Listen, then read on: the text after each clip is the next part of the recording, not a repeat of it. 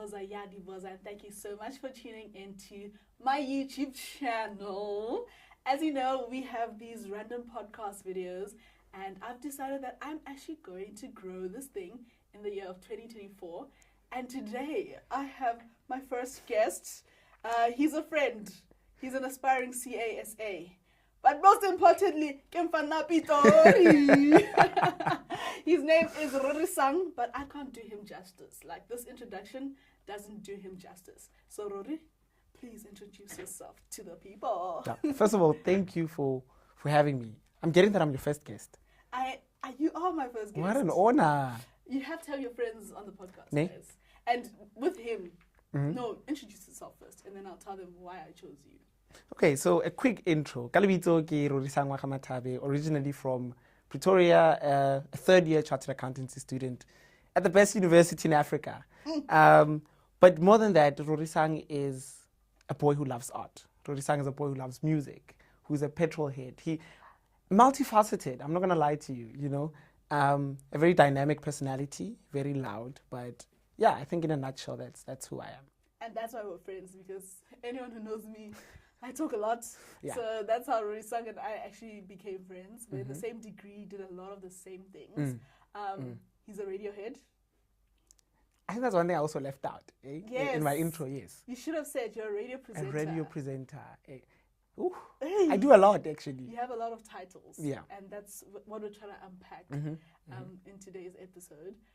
The reason why I chose you, was because, first of all, we relate on a lot of things. I think our upbringing already is very similar. It's very crazy, scary. Actually. Yeah. It's very scary how similar we are, how we were raised, the interests we have, the future. We have so much alignment in terms of what our future would look like. Yes. Yes. And I feel like as the first guest, you will set the tone. Every other person must. The pressure. No, don't feel pressure. Like, but just I'm by honored. being you, or sharp. Yeah, I'm honored. But yeah, thank you so much for joining me. Thank you for having me. In this conversation. You know, I love how when we always sit, we talk about bringing great conversation and a whole lot of great vibes. Yeah. For those of you who don't know, that was our tagline. We actually did radio together. They don't know that we did a show together on radio. But yeah, that was our tagline. It was. And we're bringing it to another space. YouTube. Exactly. It doesn't disappear. No. Raikuga. Rory. Yes, come on. You have decided to become a CA. But I'm sure there are many other careers you could have gone for. Like, you spoke about being in radio. I'm sure you're a smart kid. You're in the CA degree. So obviously you're a smart kid. You could have been an engineer, a doctor. You could have been a lawyer. But what made you choose CA specifically? Why CA? I think it boils down to me sitting in the lounge with my parents. And at the time, my dad introduced me to Dragon's Den as a show. And the concept for me was so fascinating. Like, especially for the people who were entrepreneurs and sitting as part of the panels and being pitched to.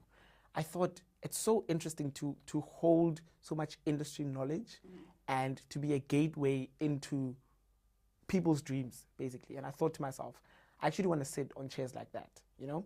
And I started doing research as to how can I get there? And I came across the chartered accountancy profession. And what I loved about this degree is it makes you so dynamic as a person that you can go into any industry, into any field, and do whatever you want, simply because of the business acumen you accumulate in the degree and in the journey.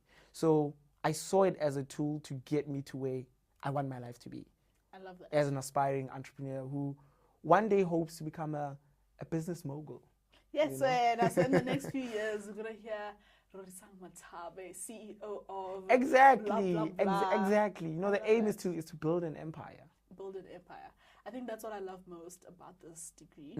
I never wanted to feel stuck. Yeah. I never wanted a degree to ever make me feel like, it's the end.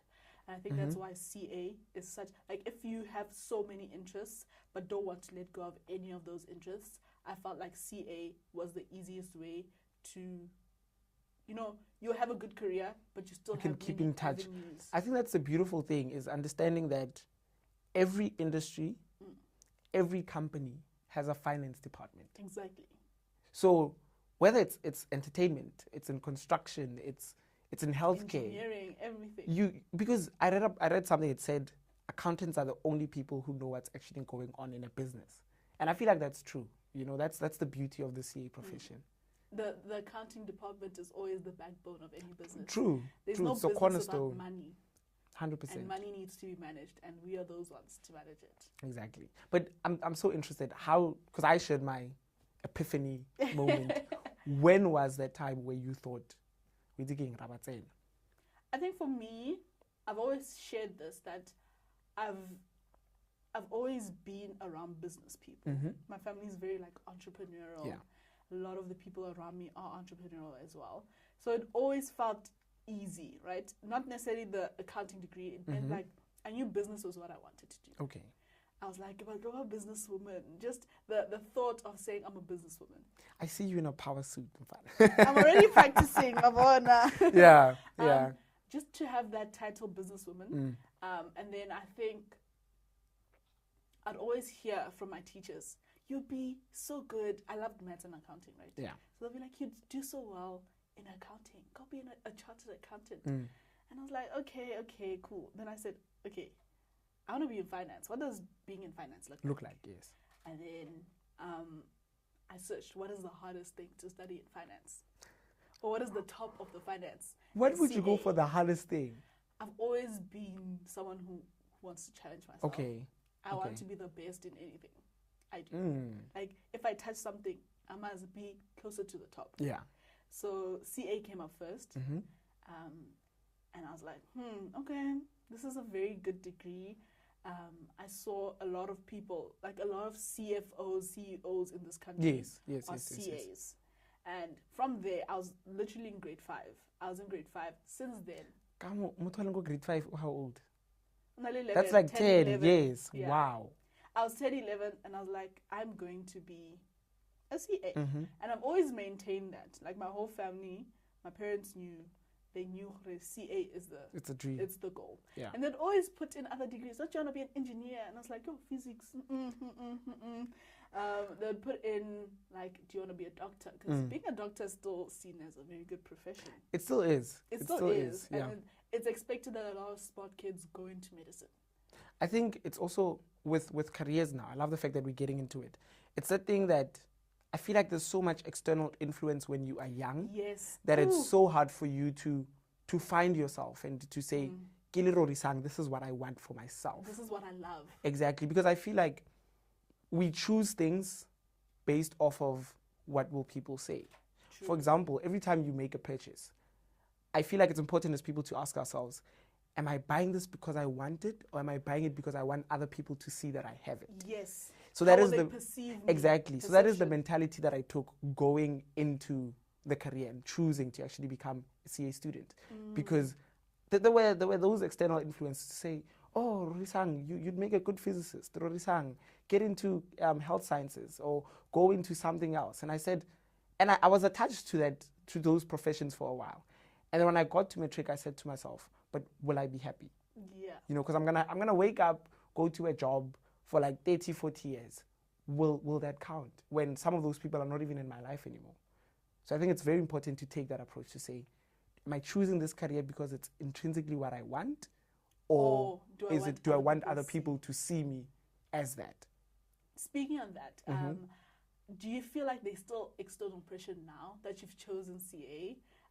That, I've chosen the CA thing, I have to do well? Two ways about it. Okay. No, in a sense that from my family, I'm so fortunate that I know they will be proud regardless of where I end up in life. And they've expressed that. It's Rorisang, don't put yourself under so much pressure. But I think when the cycle widens, people now have expectations to say, okay, you chose the CA stream. We expect to see you as a company executive of some JSE top 40 some way. And when I come to them and say, okay, I chose the CA profession, but there's also the Rorisang who's into media and arts, who would one day want to end up in commercial radio. It's just a thing that goes, but how will the two align? Merge, yeah. Exactly, And I think that's where we share the same thing. And that's why I believe we're very fortunate to be at UCT, because it allows us to be the CA students, but also be in touch with who we are holistically. Because at the end of the day, I don't want the degree to become my personality. Ooh, I think I've fallen into the trap of letting this degree become my personality. A lot of people who know me will be like, yeah, we'll see. I was like, great, cool. I love that people know me for this, right? Yes. Because I take so much pride in it. But at the same time, it's like, the day I decide that maybe I don't want to become a CA, what will happen then? Will that pressure, the external pressure of... be there. Yeah, you said, you were telling us about the CA thing. Where is it now? Exactly. I think it comes from, like you said, growing up as the smart kid. You get so used to getting external validation. Like, you're getting your good grades, you're getting those awards. You're used to people clapping for you. So you attach your value to your academics. And then when you get to the university space where the stakes are a bit higher. Everyone is smart. Yeah, you realize, you smart go ahead. You know? That's so deep. But when you get here, the standard changes. True. And it's very easy to fall into that trap. And I think I also had a bit of it, where you're just thinking, am I good enough? The imposter syndrome in first year is so big. Because I remember coming, like my first week at UCT, everyone who was on TV as a top learner, I saw them you live. See them in lecture halls I'm now. like, you're here too. Yeah. I'm in the same degree as you. Like, yes, you got 99% for everything, but we're still in the same degree. Like, how are you here? Because you start thinking, okay, I came with my distinctions, but like, your distinction. you're not a minister. So there's levels to this life thing, you know. So then you start, when you're not getting the academic validation, because I'm going to be honest, it happens in this degree. No, it happens very quickly. Fast. First test. Fast. You see your first 60 and you're like, this is not my brand. I'm so used to getting 80s and 90s. Now getting a 60 is like, wow. Yeah. It's so... Also an identity. You just start thinking... So the smart kid, I've always known myself to be okay. Who is he? Or was it a fallacy? Ooh. You know? Ooh. So that's why I think it's important to exist outside of one space. Yeah. And what are those spaces you exist in? I do a lot, outside of school, I do radio. That's one thing that's exciting. Like I mentioned earlier on, the goal is to end up in commercial radio. But also in high school, I did a lot of theater. Theater kids! Did a lot of theater, did a lot of drama. Sorry to interject. Yeah, sure. You know what's so crazy? We both did Shakespeare Fest. Yes. And we've never met. Or maybe we have and we just didn't know. That would explain why we get along so well. True, because I'm like, when you said you did Shakespeare Fest at the Joburg Theatre, I was like, I did Shakespeare Fest at Joburg Theatre. Yeah. Like I've done at least 4 or 5 throughout primary and high school. How are we not? Why did we not meet? Exactly. So, outside of that, I think theater is now coming out where I come into spaces like this where I still want to harness that. And I'm also a person who's into student leadership quite a lot. Guys, this man, can I expose your leadership? Yeah, sure. He's a whole subwarden. Like, let's put this into perspective, what a subwarden is. It's someone who's basically like a deputy parent. Hostel, res. Like, you're the one. If there's a problem, let's call Rory. Someone has fainted. We don't know what to do. They come to you. Like, you hold such important roles in leadership. Like, in the space, It's so crazy. How do you manage it all? That for me, it's. I think the challenge is it's very demanding. Like existing in so many spaces is very demanding because all of them require a different version of you. You know, when I'm at radio, the 16-year-old in me who has always wanted to be in radio comes out. When I'm in class, the 17-year-old in me who wanted to become a dragon on Dragon's Den has to now come out. And I think that's what a lot of people fail to understand, that as a person, you don't exist as one. Like don't exist in a silo. Exactly. And there are so many versions of you that can come out. And I think that's one thing my father said to me. He said, you can have it all. So I'm in a space where I don't have any responsibilities as yet. So that is why I'm trying to explore as many of these things as possible. And ke hotse ke butsiwa hore selo ho se rata nako wa e etsa. You literally make time for the things you love. And it's a trap sometimes. I'm not gonna lie, because I fall into that thing where I overcommit myself, Oof. you know, without even realizing. Limited capacity. Exactly. So I'm still at a stage of realizing, Rorisang, you can have it all, but that doesn't mean you should do it all at once. Yes, you can have it all, but not at the same time. Exactly. Exactly. So it's just also allowing different ages of myself to sort of come out. Like I also play sports, you know, and that is the me who grew up who liked playing strateng. So allowing yourself to exist and allowing the child in you to come out, I think it's also very important. And also learning that, very controversial, but at the end of it all, life is not that serious. It's not that deep. Yeah. Don't overcomplicate it. Exactly. I get it. How do you manage? I was about to because say, you're putting me on the spotlight. Now you're not doing all these things. This is the first year I haven't done too much. Or let me say, it's the first month I haven't done much. Maybe dive into all that you're doing.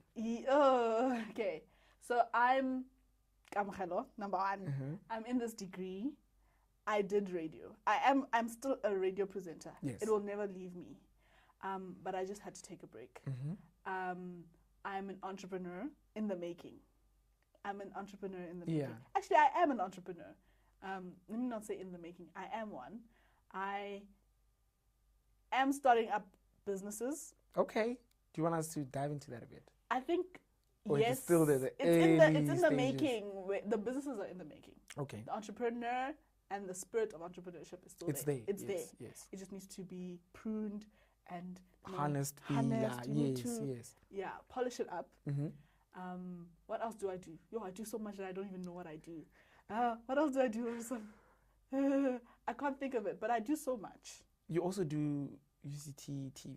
Oh yes. Yeah. Oh yes.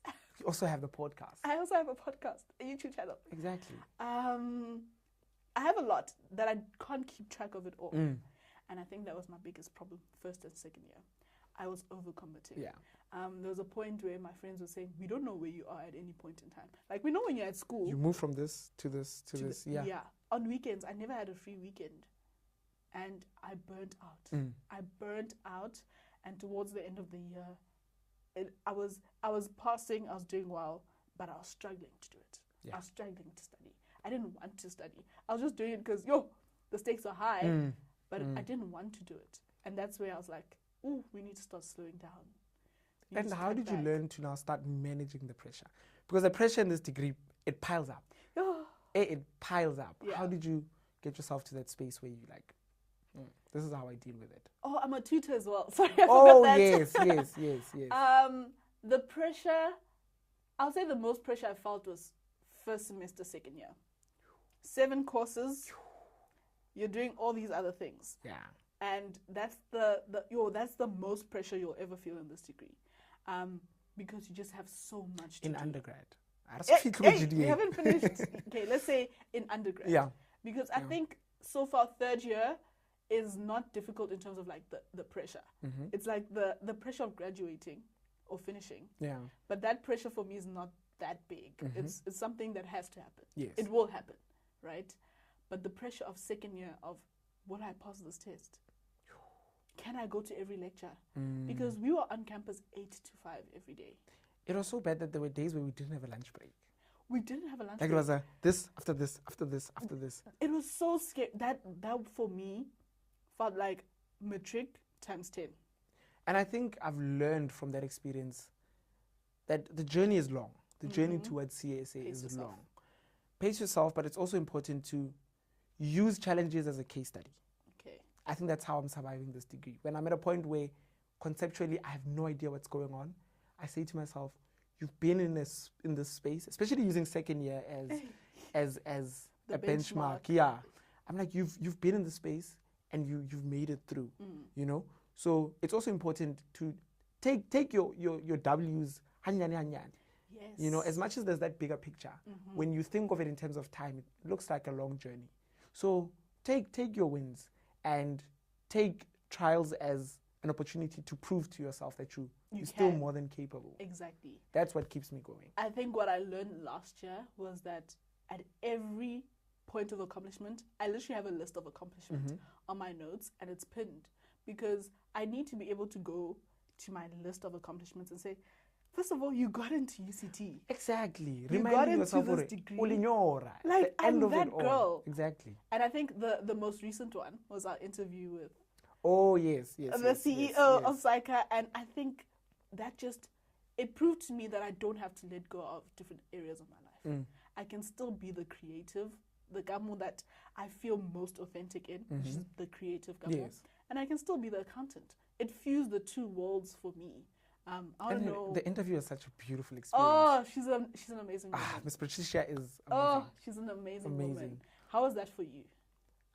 I think it was, especially getting feedback from her to say, I get that you guys have chosen this profession, but I'd love to hear the two of you on certain commercial stations at some stage.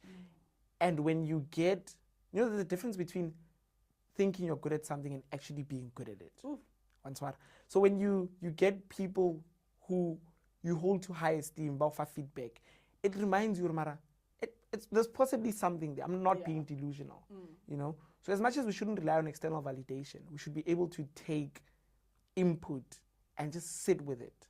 And you should learn to also shuffle in terms of what you take, what you consume. What is constructive? Yes. And what is not going to help you in the Exactly. future. But that interview showed me, Kamuhure, it proved that I can also have it all. Yeah. And I think that's the sad thing. And I'm not sure if it's a me thing, but not being exposed to people who are in industry already. Because you move from a check, you come into the university space, and you have no expectation of what the journey would look like. Yeah. And like, you get here, you fail your first test. Ubale an identity crisis now, And we don't speak to people who are doing their articles. We don't speak to CAs who are in industry. We don't take the initiative to reach out to actually understand, what am I getting myself into? Do we know who re I think for me, the biggest misconception about this degree is that if you're good at maths, you'll be good at account. I don't know that thing. I don't know maths, guys. Yeah. I have to I want to be so real to someone who's in matric. If you're looking to be, you're looking to do something in maths, I wouldn't say accounting is for you. Accounting has very little. Especially after second year. Yes. A lot of it is explaining. Why am I writing the essay? Guys, we write essays. I'm speaking liabilities, an entire page. I have to reason why this should be in the financial statement. Exactly. And then you'll find, literally your calculation is 2 marks. It's one line. It's one line. You're multiplying a number by a fraction. So if you think that accounting is very mathematical, it's not the case. Yes, it helps with your analytical thinking, but I think we need to reframe what this degree is about. We need to start telling people in high school that accounting is not just about the numbers. There's a lot more to it than just preparing financial statements. That is why. So I'm starting up a project. I'm not sure what it looks like, but I want to start up a project that allows Rorisang, who's in grade 10, to be able to get in contact with Kamohelo, who's studying more UCT, to say, Kamu, what does the degree look like? What does it entail? But also allowing Rorisang to reach out to someone at an audit firm, for example, who's doing articles or post articles they've qualified, to say, hey, what are you actually doing? What am I signing myself up for?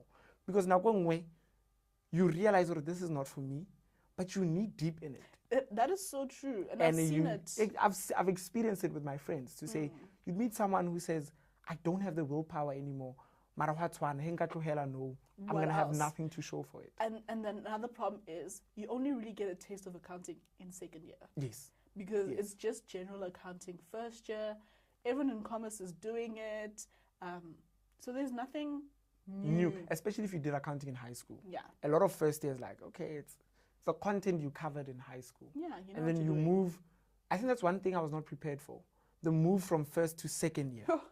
First 2 weeks. I'm like, we had a test in our first 2 weeks. The results? Yo, scary times.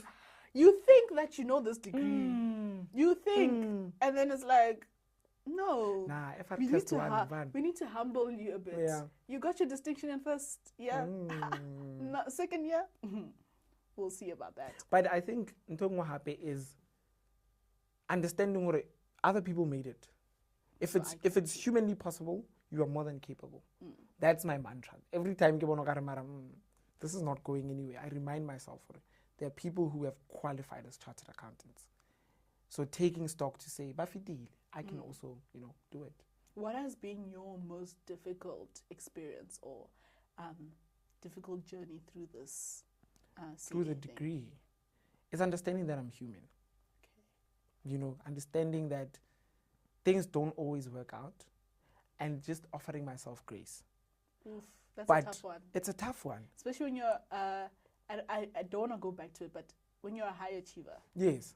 You've set standards for yourself. When being a high achiever it's your personality. Yes. And you need to pull that back and realize that I'm human. Yeah. So just understanding that I'm human, offering myself grace, but also still holding myself to a high standard. True. So just striking the balance between, sure, umutu, but you're not going to use that as an excuse for not doing well. But also understand that when things don't go as planned, it's like, it's okay. And as a very religious person, I think that's one thing that is holding me down. Like, I'm at a phase where I'm like, I'm going to do my best, put in the work, and God then will do Ramasedi will do the rest. Yeah. I love that. So having an anchor, I think it's also very important when you come into the university space. Otherwise, you lose yourself. That is something we don't speak about enough. We don't. And it's not always you'll go be a party girl, you're going to get drunk every day. Those we understand, like it happens for a lot of people. But it's anchoring yourself in your belief so that the small things, the things that are perceived to be good, the degree is good, but the degree should never take you away from what is true to you. Yes. But I think also what Ms. Patricia said when we interviewed her, she said, your parents sacrificed a lot for you to be here. So don't let their investment go to waste. Oof. When those words, like I remind myself, even because there are times where course doesn't make sense. So you need something to remind you. And the UCT fees are not cheap. Exactly. You are paying close to 200K a year. A year. You have to make it work. Each time I think about, I could maybe I don't say fail a course, but maybe here I don't have to try. I'm like, there's no room for failure. And when I say there's no room for failure, I don't mean you won't fail. It happens for a lot of people. Yes. I think, especially second year taught me it's a reality. Yes. But that doesn't mean you should be comfortable with it. Yes, that's what I mean. Don't be comfortable with failure. Always push. Yeah. Always get back up, persevere. And this is something worth persevering through. But for Wena, what is that one thing that was so difficult to learn or come to terms with when getting to the university space? I'll still say time, because I love all the different areas of my life. Yeah. And I didn't want to let go of any. I didn't want to ever let go of radio. That was a difficult decision. That was a tough one. It was a difficult decision I had to make. I'm not gonna lie, when you left,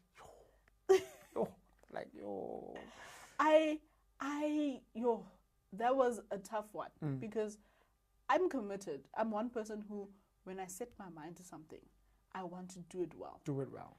And I was not doing well in anything. And when I say I was not doing well in anything, I mean to the greatest level that I can put. Yes, I could have been doing, you're good, but I wasn't great. I wasn't amazing at something. And I never want to be mediocre at a lot of things. Yeah. I'm learning that it's sometimes better to be better at one thing, the best at one thing, than be average in everything. So it's the whole jack of all trades is a master of none. Yeah. And in the beginning phases of your life, it's important to be a jack of all trades. You need to expose yourself to as much as possible. But then you need to see what is at the top of your goals. Yeah. Goal. I have so many goals, but what is priority right now? I wanted us to get into that, Hore. As much as we exist as multiple personalities in one, you need to understand that sometimes certain things take center stage. And for me right now, the degree is center stage. So the most difficult thing was not learning to not overcommit myself and to learn to rest as well. Yeah. Because when you overcommit, you don't rest. Mm. The only time and your body will give itself rest. Yeah. That's the crazy thing. Like the body will just be like, "Emebra, Rest. I'm taking over now." Can I tell you, the only time I went home was 6 o'clock to 6 o'clock, which is 6 o'clock at night to eat, to sleep, wake up, It's go sleep, back. repeat. Yes. Yeah. And then I looked at my life and I was like, That sounds so heavy. I looked at my life. I was like, yes, I love being booked and busy. I prefer being busy just because It helps you structure your life. Yes. Yeah. I love being busy for that sense. Mm. But then I can't not have a time to just relax. We Google and connect with yourself. Yeah. No, I feel that. I feel that. We've done so much growth, but where do you see yourself growing to? Where does growth from here look like? Yo, I think that's a tough one. Wow. For me now, it just goes into becoming the best man I can be. You know, and I'm fortunate to have my dad to look up to. So that's basically my goal, to become the best version of myself. And I think I am saying maybe the next 10 years, I'm giving myself that timeline to say, let's revisit this thing in 10 years. But for now, I'm going to expose myself to as much as possible, do as much growing as possible, but also understanding that life is an experience. Like, I don't take myself too seriously now. And I've realized when I do that, my happiness levels are quite stable. True. Because at the end of it. And we don't know why we're here. So might as well make the most of that experience. Yeah. In a responsible way. Obviously. Yeah. And I actually didn't ask you this, but what have you learned other than the degree in your university time? I think we've touched on it a bit, but just understanding that you are forever changing as a person. You know, the me who got here 2 years ago and the me now are two different people. True. But also understanding that your environment shapes you, so you need to be careful into which spaces and who do you keep around. But also learning to let go of certain people. If you're not fitting into the phase I am in my life, you have to go. It's okay to let people go. Yeah. Because at the end of it, people come into your life, one for a reason or for a season. And you need to be able to say, if a delay, it's okay. But they're going to stay forever. True. And that's okay. Speaking about spaces, one thing I'll say is very important is keeping a circle of friends within the degree. Yeah, the support system. You need a support system within What the happened degree. to our TikTok account? Because everyone watching should know we had a whole plan last year to document the journey and I think it gets so tough to document everything. Mm-hmm. Yes, we're always taking pictures and videos, but to put it together is work. True. And we never want our time together to be content. Can I put you on the spotlight and have you promise what are we gonna do better with that account? Okay, I'll say it now. Okay. We will do better, but better is subjective. One video is better than zero. I'll take that. Or one? We'll work with that. That's still better. Mm-hmm. It's better than nothing. Yeah. So if there's one video coming, that's okay. I'll make sure it happens. You'll make sure? I'll make sure So it happens. you'll do the editing. Okay, not too much now. We did have a TikTok account, mm-hmm. but hey. It's a lot. It is a lot. And I think we're also in different phases of our lives. Like, as much as we are all in final year, we are all looking to do different things. Things, yeah. You are a leader in your race. It means you're required to be there. Like, there's more of yourself you have to give.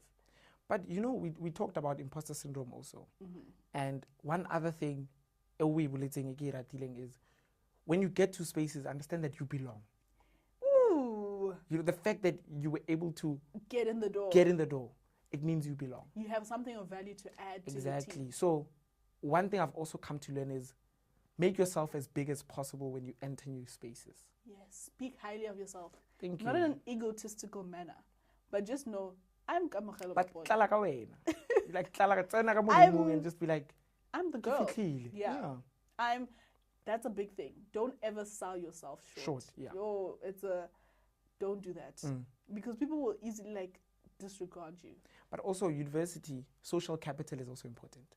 I'm not saying be everyone's friend. That's not realistic. But isn't that our biggest problem in UCT? What? Like, yes, you and I know a lot of people, but it's also a problem to the sense that we know a lot of people, but every day we're being stopped. Every 2 seconds. I don't have a problem with that. But our friends complain. Okay, yes. Who are like walking with us on campus is a drag because we stop every 2 minutes to say hi to someone. But you don't know, or 10 years down the line, Kamu who was an acquaintance you met in class, my company is looking for a CFO. I think you should apply. Ooh, you know, sure. or tiny opportunities within the university space. That is a big one. That is a big one. Yeah, let's get into that. Because the only reason I was able to find out about UCT TV was that at the station, like someone who's in humanities, because humanities, they have a lot more opportunities in film and media. Yes. Someone was speaking about it, and I was like, oh, that's interesting. And I didn't know there was an audition on campus for this UCT TV thing. And there I was because I knew someone in radio. Like, we may not be closest Social friends, capital is important. Exactly. Very, very, very, very important. And not just for now, but for the future. Going forward. I mean, when you look at our parents, they still tell us about people they met in their university days back then, more than 20 years ago. And you see them meet those people randomly, and then they kick it off like they haven't seen each other for 10 years. So social capital is also one thing I've learned. It's very important. So when you get to university, infiltrate those friend groups that seem impossible to get into, because you never know you're sitting in a room and diversify your friendship group. True. I think it's very easy to stick with the people you know. And I've learned it, like, yes, they can be your main, those are your buddies, those are the ones you speak to most. But learn to speak to many people. And I say this because in our degree, I still see a great divide between people. We have many like cliques. And it's fine. It's giving high school, but I think we need to break it. There's some people I just said hi to in a tut. You learn that they're a genius. They can help you. And I'm not saying use people, but you will not get to know much about others if you don't just say hi. Yeah. It's important to diversify. It's also important to expose yourself to as many people as possible. Yes. Because there's some people's lives I look at and I'm like, wow. If you don't speak to this person, you wouldn't realize that, this person is already working. This person, their lives, they may have grown up soft, but they're still hardworking. You wouldn't have known that the person you sit next to in your lecture is the top student in the degree. Exactly. And there's some people where you look at them and you're like, they give off like cool kid vibe, but they're the top student. Don't try and box people. Don't try and class people. Get to know a person. Let them show you who they are. You know, but like keep an open mind and build that social circle, because like you said, you never know. And grab every opportunity. Okay, let me not say every opportunity, but grab opportunities. Be strategic with opportunities you grab. Think what could come out of this. Like, what are the cost benefits? Well, yeah, think cost benefit analysis, but my opportunity cost. The relevant costing of this. Guys, let me tell you something. We are such nerds. We'll randomly in conversation use these accounting terms. And it's such a problem because I'll be in conversation or watch something on TV and I'll think about, you know what, this could be this and this and that in management and accounting. Or when you see like a governance issue in government, I'm like, King 4 is not being applied. You feel the need to have an opinion. Yeah. Why is the CEO the chairperson as well? It's giving you're not compliant with King. How are you a JSE unqualified audit? Something's wrong. Yeah. So the random things. And you said being strategic about opportunities. Yes. I think we don't take opportunities enough. The small things can bring the most benefit. And also, have you seen career services, right? Yeah. They're always putting something out. They're always sending out emails. we always have a job interview, just waiting there. Yeah. Just waiting there. But we don't take a hold of those. You know, I love the fact that you're mentioning that. One other thing is knowing when to ask for help. Ooh, that's a tough one. It's hard, especially if you've learned what You're independent. I'll figure it out. Yeah. Just knowing when to ask for help is very important when you're True. in the university space. Yo, guys, we have spoken a lot. Yeah, quite a conversation. One thing about us, we can talk for hours. So thank you, Rory, for coming through. Thank you so much for gracing us with your my presence. Being the first guest on the podcast. Look at that. Setting the bar, Baba. So you set the bar. Thank I you. feel sorry for the people who have to come after you because, Rorisang. But I'm excited to see the channel grow and Thank you. it become. You're such a trailblazer, dude. I think I've told Stop you before. it. Utlang blushies. But yeah, it's something that's amazing. And yeah. To young Rorisang, Mm-hmm. I'd like you to look at that camera right there. Young Rorisang, Mm-hmm. what would you say to him? It works out. It works out in the end. Like I said, put in the work, to God the rest. That's what I'd say. That's so beautiful. Thank you so much for tuning into the channel. Thank you so much for listening to the podcast. We had our first guest, Rorisang Mathabe, and this conversation just really puts into perspective what you can expect, but it also gives you a perspective of an aspiring CA. We learned where he comes from. We learned about who he is as a person and the multifaceted person he is. And one thing I learned is that you should never, ever disregard yourself, never, ever look down on yourself, but always speak highly of yourself. Another thing I learned is that you can have everything, but maybe not at the same time. And that's okay, but never let yourself down. Don't stop exploring. Don't stop taking up space. It's important that you do so. Thank you so much. See you next time.